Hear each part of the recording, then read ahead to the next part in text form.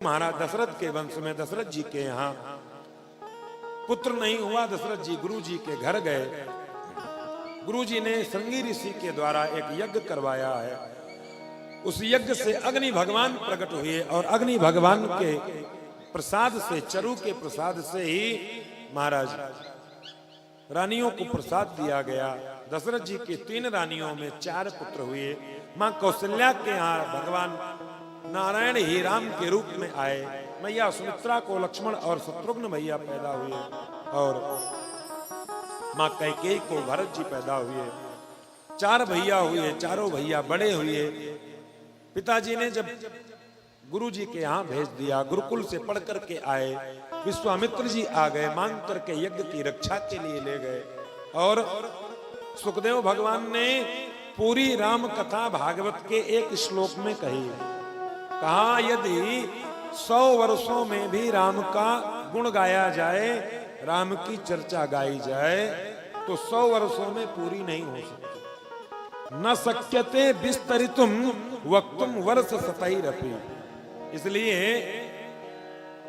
एक श्लोक में गाए, गुरुवर थे त्यक्त राज्यो व्यचरित अनुबनम पद्म पदभ्याम प्रियाया वैरूप्या पाणिस्परसाम क्षमाभ्याम मृजित पतरुजो यो हरीन्द्रानुजाभ्याम वैरूप्या शूर्पणाख्या प्रिय विरहरुषा रोपित भ्रू विजृंभ स्त्रप्ताब्धिर्बद्ध सेतुः खलदम दहनः कौशलेन्द्रो वतान्नः। गुरुवर थे तिक्त राज्यो व्यचरत अनुवनम पद्म पदभ्याम प्रियाया। विश्वामित्र जी मांग करके यज्ञ रक्षा के लिए ले गए हैं। यज्ञ की रक्षा हुई। मारीच और सुबाहु का अंत किया। एक ही बाण में ताड़का को भगवान ने निजलोक पहुंचाया है। भगवान ने अहिल्या का उद्धार किया है और उसके बाद आगे पहुंचे। गुरुदेव विश्वामित्र जी के साथ जनकपुर गए और जनकपुर में भगवान जनक जी की प्रतिज्ञा को पूर्ण करके उस भगवान शिव के धनुष को तोड़ करके जगदम्बा जगत जननी पराम्बा जानकी जी को अपनाया है और विवाह हुआ। चारों भाइयों का विवाह जनकपुर में हुआ है। लौट करके वापस आए और वापस जब आए तो सपत्नीक रहने लगे। महाराज दशरथ ने अपने आप को शीशे में देखा। कान के बाल जब सफेद दिखाई पड़े, चौथेपन का आभास हुआ। राम को युवराज पद पर सुशोभित करने वाले थे। उसी दिन मैया कैकेयी ने वरदान मांग लिए। महाराज आपने मुझे 2 वरदान देने के लिए कहा था। दशरथ जी ने कहा मांग लो। कैकेयी मैया ने कहा पहला वरदान मेरे पुत्र भरत का राज्याभिषेक और दूसरा वरदान राम को 14 वर्ष का वनवास। और इस वचन ने मां कैकेयी से उनके राम को भी छीन लिया और उनके पुत्र भरत को भी छीन लिया। दशरथ जी ने बहुत प्रयास किया समझाने का, देवी तुम और दुनिया की कुछ भी मांग लो पर मुझसे मेरे राम के लिए वनवास मत मांगो, मेरे राम का विरह मुझसे मत मांगो। कैकेयी मैया अडिग रही। भगवान ने उस आज्ञा को शिरोधार्य किया है।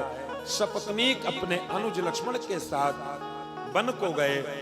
वन को पहुंचे हैं। पंचवटी से मां जानकी का हरण हुआ है और मां की रक्षा में जटायु ने अपने प्राण त्यागे हैं। जटायु का अंतिम संस्कार भगवान ने किया। आगे बढ़े। सुग्रीव से मित्रता हुई, हनुमान जी से भेंट हुई और वानर भालुओं की सेना एकत्रित हुई है।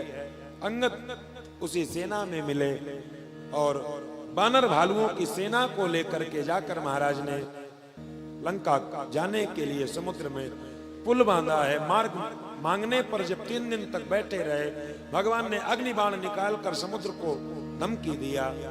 समुद्र ने प्रार्थना किया प्रभु आपके द्वारा एक पुल का निर्माण होना बहुत जरूरी है। भगवान ने पुल का निर्माण करवाया है। नल और नील के द्वारा, समस्त सेना के द्वारा पूरी सेना पहुंची है लंका। और लंका जाकर के भगवान राम और रावण की सेना का बड़ा भयंकर युद्ध हुआ है। और उसके पश्चात उस युद्ध में राम जी के द्वारा रावण का तथा संपूर्ण आसुरी सेना का अंत हुआ है। विभीषण को वहां पर राजा बनाया है। मां जानकी को लेकर के पुनः विमान पर आरूढ़ होकर के समस्त ऋषि मुनियों से भेंट करते हुए लौट करके भगवान अयोध्या पधारे। भैया भरत को मानो प्राण मिल गए हों। सारे अयोध्या में खुशी की लहर दौड़ गई। पूरे अयोध्या में आज दीपक जल उठे, मंगल गान हो उठे। पूरी अयोध्या नगरी को सजा दिया गया और पूरी अयोध्या नगरी आज दुल्हन जैसी सज गई। सबने भगवान श्री राघवेंद्र सरकार का स्वागत किया और गुरुजनों के सानिध्य में भगवान श्री राघव को राज सिंहासन पर आरूढ़ किया गया है।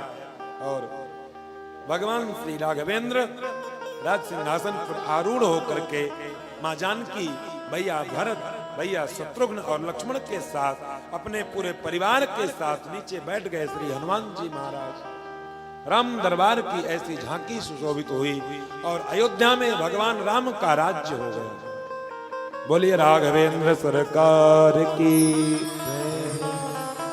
अयोध्या धाम की, जनक नंदनी जानकी मैया की जय।